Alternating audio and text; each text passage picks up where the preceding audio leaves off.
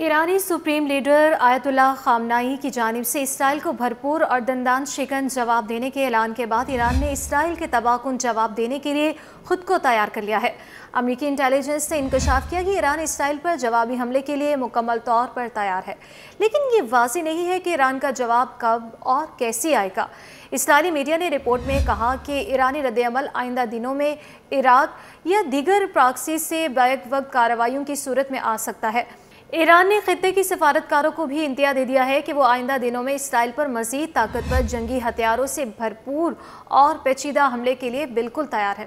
ناظرین، امریکی اخبار وال اسٹریٹ جرنل کی ایک خبر میں دعویٰ کیا گیا ہے کہ اسرائیل کے خلاف جوابی کارروائی سے روکنے کے لیے امریکی انتباہ کے باوجود ایران کی جانب سے عرب سفارتکاروں کو آگاہی دی گئی کہ ایران اسرائیل پر پہلے سے زیادہ طاقتور ہتھیاروں کے ساتھ جوابی حملہ کرے گا۔ امریکی اخبار کے مطابق ایران کی جانب سے عرب سفارتکاروں کو بتایا گیا ہے کہ اسرائیل حملے میں 4 افسران اور ایک سویلین کی شہادت کا بدلہ لینے کے لیے ایران کے اگلے حملے میں ایرانی فوجی بھی بھرپور حصہ لیں گی۔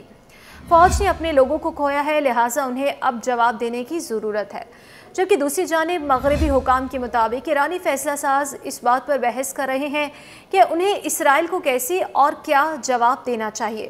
وہ اس بات پر غور کر رہے ہیں کہ حملہ براہ راست ہونا چاہیے یا ایران سے باہر سے اسرائیل پر حملہ کیا جائے۔ ان کے مطابق ایران عراقی سرزمین کو اسرائیل کے خلاف آپریشن کے لیے استعمال کر سکتا ہے، جہاں سے ممکنہ طور پر اسرائیلی فوجی تنصیبات کو نشانہ بنایا جائے گا، لیکن یہ حملہ مزید جارحانہ ہو سکتا ہے۔ ادھر رہبر انقلاب اسلامی آیت اللہ خامنائی کا کہنا ہے کہ ہم یقینی طور پر وہ سب کچھ کریں گے جو ایرانی قوم کی تیاری کے لیے کیا جانا چاہیے، چاہے وہ عسکری معاملات ہوں یا سیاسی۔ عالمی نظام پر حکمرانی کرنے والے مجرمانہ عناصر کا مقابلہ کرنے کے لیے ایرانی قوم اور اس ملک کے حکام کی عمومی تحریک یقینی اور منصفانہ طور پر کسی بھی طرح ناکام نہیں ہوگی۔ آیت اللہ خامنائی کا یہ بھی کہنا ہے کہ اب مسئلہ صرف انتقام کا نہیں ہے بلکہ ایک منطقی تحریک کا ہے۔ ایرانی حکام اس سلسلے میں کسی قسم کی کوتاہی نہیں کریں گے۔ انہوں نے کہا کہ ایران کے دشمن بشمول امریکہ اور صہیونی حکومت کو معلوم ہونا چاہیے کہ وہ ایران اور مزاحمتی محاذ کے خلاف جو کچھ کر رہے ہیں اس کا سخت جواب بھی ملے گا۔ جبکہ دوسری جانب ایرانی صدر نے کہا کہ ایران کے اتحادیوں اور اسرائیل کے درمیان ممکنہ جنگ بندی ایرانی فوجی تنصیبات پر اسرائیلی حملے کی جوابی کارروائی کی شدت کو کم کر سکتی ہے۔